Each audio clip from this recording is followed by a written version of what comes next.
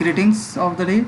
Myself, C.A. Hemant Karunia, Assistant Professor, Sri Samvaliya Ji Government College, Mandfia, District Chittorgarh. Friends, आज हम लोग BCom second year के एक और subject cost accounting and introduction की बात करेंगे। इसके कुछ वीडियोस मैं ऑलरेडी पहले बना चुका हूं, जो मैं आने वाले समय में क्योंकि क्लासेस ऑनलाइन जो आप लोगों को शेड्यूल दिया गया है उसके वीडियोस शेयर हम लोग अभी 16 जुलाई के बाद में कर रहे हैं आप लोगों से। तो एक बार इंट्रोडक्शन को मैं वापस रिवाइज करवा रहा हूँ। कॉस्ट अकाउंटिंग एक ऐसा सब्जेक्ट है जो हमारे कॉमर्स का एक अहम सब्जेक्ट है। जैसे फिनेंशियल अकाउंटिंग आपने फर्स्ट ईयर में पढ़ा। फिनेंशियल अकाउंटिंग बिजनेस के ट्रांजैक्शंस को सिर्फ नोट करवाता है, उसमें किसी प्रकार का एस्टिमेशन, कैलकुलेशन, लागत की गणना, इस तरीके की चीज़ें नहीं की जाती। ये जो प्रस्तुत चैप्टर आपके सामने है, ये कॉस्ट अकाउंटिंग का इंट्रोडक्शन आपको देगा, कॉमर्स का परिचय आपको देगा, या आपको बताएगा कि कॉमर्स कहाँ कहाँ है, किस तरीके से हम लोग उसको एप्लीकेबल कर सकते हैं। तो आइए स्टार्ट करते हैं इसको। ये कुछ इंडस्ट्रीज हैं जहाँ पे कॉस्ट अकाउंटिंग की जाती है, करना कंपलसरी है। एयर कंडीशनर्स बनाने वाली industries, aluminium ingots, sheets, extrusions बनाने वाली companies, batteries for automobiles, bearings, bulk drugs, caustic soda in any form, cement और सीमेंट क्लिंकर्स, केमिकल 41 टाइप्स जो डिस्क्राइब किए गए हैं कंपनीज एक्ट में, cosmetics and toiletries, cotton textile, cycle and components, dry cell batteries, dyes, electric cables and conductors, electric fans, electric industry, electric lamps, electric motors, electric products, engineering industries, fertilisers, footwears, formulation, industrial alcohols, industrial gases, insecticides, jute goods, milk foods, mining and metallurgy, motor vehicles, nylon, paper,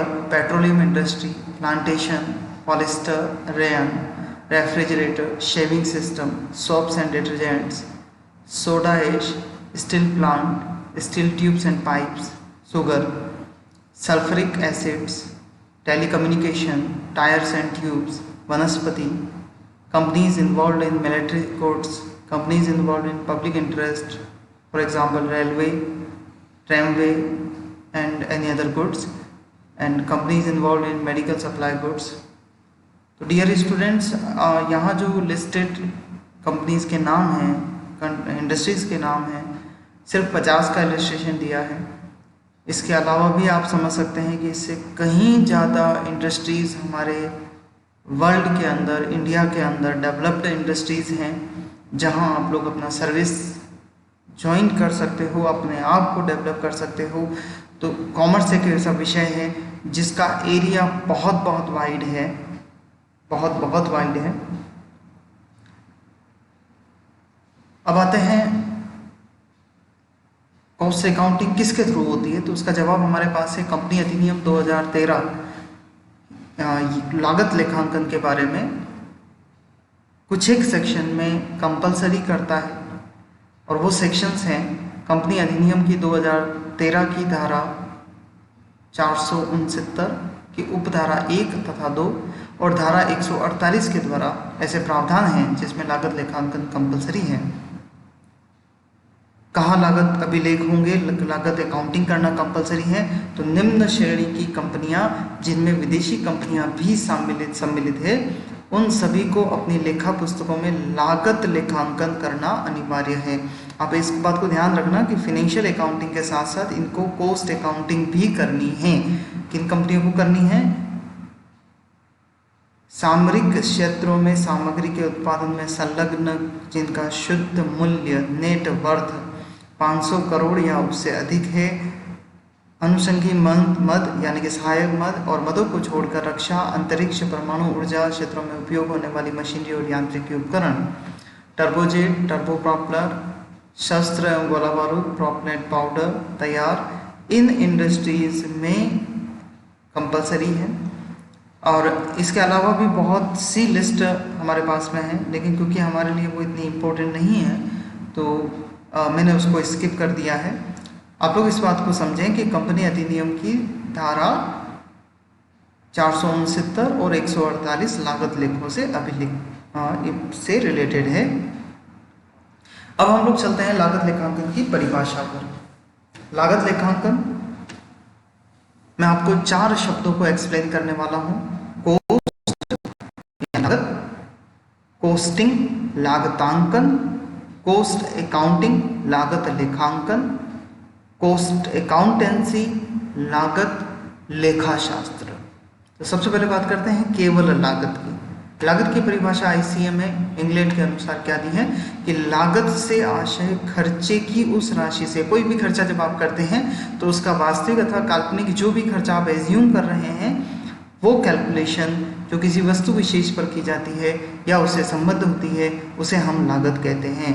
shilling लो जी के अनुसार लागत उस साधनों का द्योतक है जिनका त्याग विशिष्ट उद्देश्यों को प्राप्त करने के लिए किया गया है या किया जाना चाहिए। तो ये तो हुई लागत, सिंपल एक पॉइंट। जैसे मैं आपको अकाउंटिंग वर्ड में कहूँ तो सिर्फ एक अकाउंट। इसके बाद लागतांकन की परिभाषा देखते हैं हम लोग।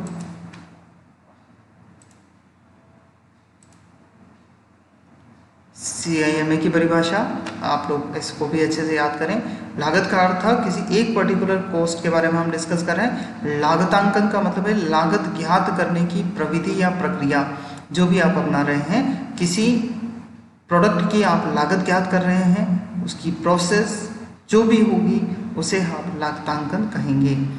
लागत और लागतांकन में अंतर यह है कि लागतांकन लागत ज्ञात करने की प्रक्रिया है, जबकि लागत उस प्रक्रिया का एक निष्कर्ष है, सिर्फ एक पॉइंट है। इसके बाद तीसरा पॉइंट जो आपको याद करना होगा वो है लागत लेखांकन, कॉस्ट अकाउंटिंग। अगेन परिभाषा लेते हैं आईसीएमए की। लागत लेखांकन से आशय लागत संबंधी अकाउंटिंग करने की उस प्रक्रिया से है जो खर्च होने वाले बिंदु से आरंभ होकर उन खर्चों का लागत केंद्रों और लागत इकाइयों के साथ अंतिम संबंध स्थापित करने तक चलती रहती है। विस्तृत अर्थ में इसके अंतर्गत सांख्यिक आंकड़ों की तैयारी, लागत नियंत्रण विधियों का प्रयोग तथा संपादित एवं नियोजित क्रियाओं की लाभदायकता को ज्ञात करना सम्मिलित है। तो लागत में आपको लागत की अकाउंटिंग करनी है, उससे रिलेटेड सारे खर्चों का लागत केंद्रों और लागत इकाइयों के साथ अंतिम संबंध स्थापित करना है, मतलब शुरू से लेके एंड तक अकाउंटिंग से रिलेटेड प्रॉफिट एंड लॉस पता लगाना है कॉस्ट का। और अंत में हमारे पास परिभाषा आती है कॉस्ट अकाउंटेंसी की, लागत लेखाशास्त्र की। क्या परिभाषा है?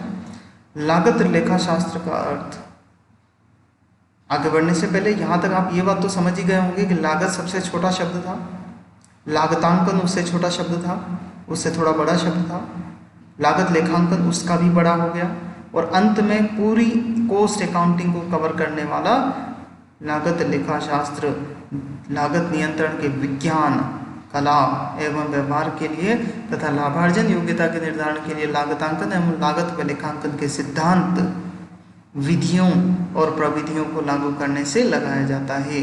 इसमें लेखों से सूचनाओं को प्रबंधकीय निर्णयों के लिए भी प्रस्तुतिकरण भी सम्मिलित है।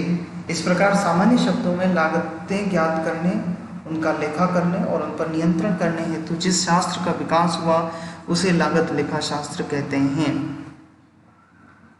इस प्रकार लागत लेखांकन एक प्रक्रिया है, जबकि लागत लेखाशास्त्र उस प्रक्रिया का एक प्रयोग है। लागत लेखाशास्त्र में 2 बातों पर अधिक जोर दिया जाता है। पहला, लागत लेखांकन का मुख्य उद्देश्य लागत लाभदायकता ज्ञात करना है।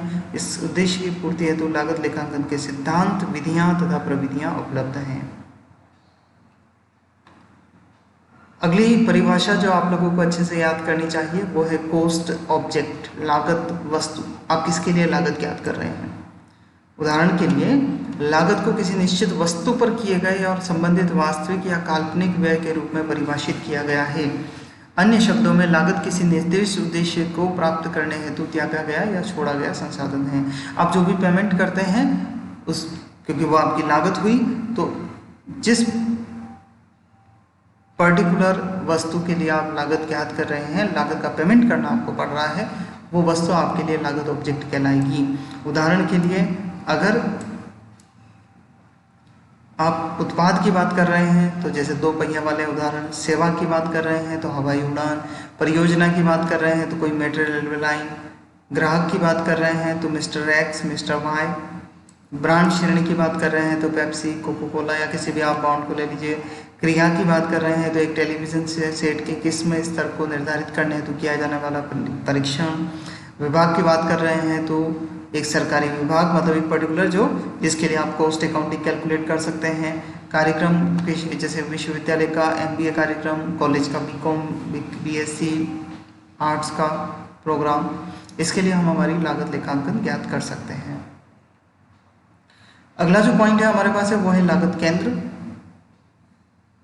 लागत लेखांकन के दृष्टिकोण से लागतों पर नियंत्रण करने के लिए समस्त संगठन को सुविधापूर्वक इकाइयों में विभाजित करना उचित समझा जाता है। इकाई या तो उसके विभाग, उपविभाग और एक मशीन, औजार या व्यक्तियों के समूह के रूप में हो सकती है।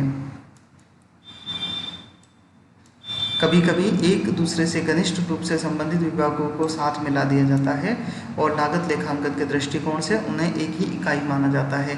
कॉस्ट सेंटर का मीनिंग सीधा सीधा है, कॉस्ट सेंटर का मतलब है ऐसा केंद्र जिसके लिए आप लागत ज्ञात कर रहे हैं। उदाहरण के लिए अगर एक कोई मॉल है, उस मॉल में सबसे छोटे लेवल पे आते हैं, उसने खाने पीने के सामान का एक अलग से डिपार्टमेंट खोल रखा है, तो वो पर्टिकुलर डिपार्टमेंट के लिए जब आप कैलकुलेट कर रहे हैं तो वो पर्टिकुलर डिपार्टमेंट कॉस्ट सेंटर कहलाएगा। दो डिपार्टमेंट को मिला दीजिए, 2 के लिए जब आप ज्ञात कर रहे हैं तो दोनों डिपार्टमेंट कॉस्ट सेंटर कहलाएंगे। हम कॉलेज लेवल पे आ जाएं, एक पर्टिकुलर क्लास के लिए कैलकुलेट कर रहे हैं, जैसे BCom फर्स्ट ईयर के लिए, तो वो कॉस्ट सेंटर कहलाएगा। जिस पर्टिकुलर चीज़ के लिए लागत कैलकुलेट कर रहे हो वो आपकी कॉस्ट सेंटर कहलाती है। और इसके लिए 3 पार्ट में वर्गीकृत किया गया है: उत्पादक, अनुत्पादक और मिश्रित लागत केंद्र।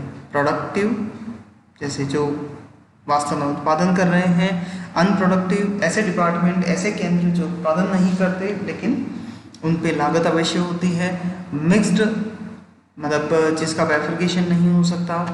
व्यक्तिगत या अव्यक्तिगत, पर्सनल, इम्पर्सनल, जिसमें हो सकता है व्यक्तियों का समावेश हो या किसी कॉस्ट सेंटर में व्यक्तियों का समावेश ही नहीं हो।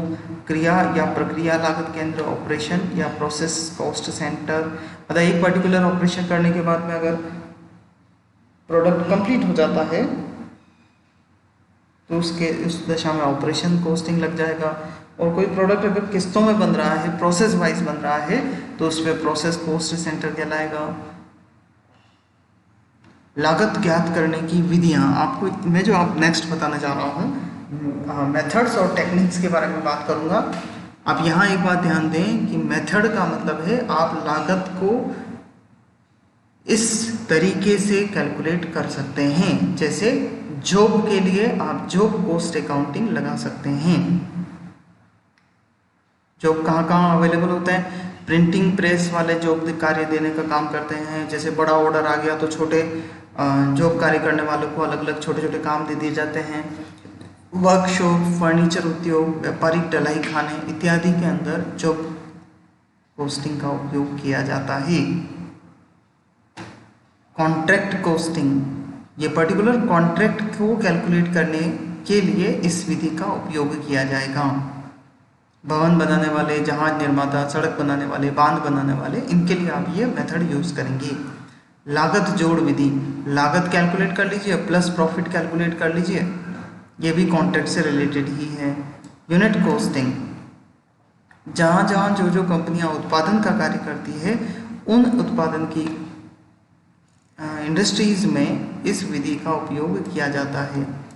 जैसे ईंट के भट्टे, कोयले की खानें, सीमेंट इत्यादि। जहाँ केवल सेवा कार्य होता है जैसे विद्युत मंडल, जलदाय, यात्रा कंपनी, कैंटीन, ये केवल सेवाएं प्रदान करती है। इस दशा को, इसके लिए हमें परिचालन लागत विधि का उपयोग करना होगा। बेच कॉस्टिंग पर्टिकुलर एक, जैसे बिस्किट का बन पैक, दवाइयों का इंजीनियरिंग कारखानों में प्रयुक्त होता है, यह विधि समूह लागत विधि, मतलब एक पर्टिकुलर समूह में जब कोई कार्य किया जाता है तो उसकी लागत को कैलकुलेट करने के लिए समूह लागत विधि का उपयोग किया जाता है। ऐसे उत्पादन जहां प्रोसेस में काम होता है, जैसे चीनी उत्पादन, साबुन उत्पादन, विस्फोटक पदार्थ, तेल, पेट्रोल, वनस्पति घी, रासायनिक पदार्थ, इनमें प्रोसेस के होती है। इस वजह से इनकी कॉस्ट अकाउंटिंग को आप प्रक्रिया लागत विधि से कैलकुलेट करेंगे। अब है लागत लेखांकन की प्रविधियां। प्रविधियों का यहाँ मतलब है कि लागत को नियंत्रण करने के लिए इन तकनीकों का इस्तेमाल किया जाता है। अब ध्यान दें, इनसे लागत नियंत्रण लेवल पे रहेगी। नियंत्रण करने का उपयोग, इस टेक्निक का उपयोग कर सकते हैं। ये कोई विधि नहीं है, स्वतंत्र पद्धति नहीं है। तो जिसमें सबसे पहले हमारे पास रहेगा प्रमाप लागत लेखांकन और सीमांत लागत लेखांकन, प्रत्यक्ष लागत लेखांकन, अवशोषण लागत लेखांकन, समरूप लागत लेखांकन। इनके बारे में मैं अभी डिटेल में डिस्कशन नहीं कर रहा, पर एक बार आपको ये मैं बता दूं कि जो हमने ऊपर ये 2 पेजेस देखे हैं यहाँ से, इन सभी को आपको चैप्टर वाइज आगे पढ़ना है। पहला, जैसे जॉब कॉस्टिंग आपका एक चैप्टर रहेगा, कॉन्ट्रैक्ट कॉस्टिंग चैप्टर रहेगा, यूनिट कॉस्टिंग चैप्टर रहेगा, ऑपरेशन कॉस्टिंग चैप्टर रहेगा, वेज कॉस्टिंग चैप्टर रहेगा, प्रोसेस कॉस्टिंग आपको चैप्टर पढ़ना है। ऐसे ही स्टैंडर्ड कॉस्टिंग आपको चैप्टर पढ़ना है, सीमांत मार्जिनल कॉस्टिंग चैप्टर पढ़ना है और यूनिफॉर्म कॉस्टिंग आपको चैप्टर पढ़ना है। तो आने वाले समय में हम लोग इन चैप्टर्स को डिटेल में इन कॉस्ट अकाउंटिंग की टेक्निक्स और मेथड्स के बारे में बात करेंगे। अंत में आदर्श लागत लेखांकन प्रणाली की विशेषताएं, आप क्या क्या होनी चाहिए। कोई भी लागत प्रणाली आप लागू कर रहे हैं तो बड़े सिंपल से पॉइंट्स हैं, आप इनको 10 नंबर के लिए अच्छे से याद कर लें। लागत प्रणाली सरल होनी चाहिए, शुद्ध होनी चाहिए, लोचदार होनी चाहिए, अनुकूल होनी चाहिए, मित व्ययी होनी चाहिए, मतलब कम खर्चीली होनी चाहिए, एक प्रणाली दूसरी प्रणाली से तुलनीय होनी चाहिए, शीघ्र सूचना देने वाली होनी चाहिए। नहीं तो पता पड़ा कोई सूचना हम चाह रहे हैं और उसका स्टेटमेंट बनाने में हमें 1 दिन की जगह 1 महीना लग गया, तो उस सूचना का हमारे लिए कोई फायदा नहीं होगा। व्ययों का उचित और ठीक वर्गीकरण एवं विश्लेषण, वित्तीय लेखों से मिलान करना संभव हो पाए, लागत लेखांकन कार्य के लिए सहयोग एवं समर्थन हो पाए, छपे प्रपत्रों का उपयोग हम लोग कर पाए। तो ये थी लागत लेखांकन प्रणाली की कुछ विशेषताएं। तो आप लोगों को आज के वीडियो से डेफिनेशंस चारों, cost, costing, cost accounting, cost accountancy, चारों डेफिनेशन अच्छे से याद कर लेनी है। इसके बाद में लागत केंद्र की परिभाषा अच्छे से याद कर लेनी है।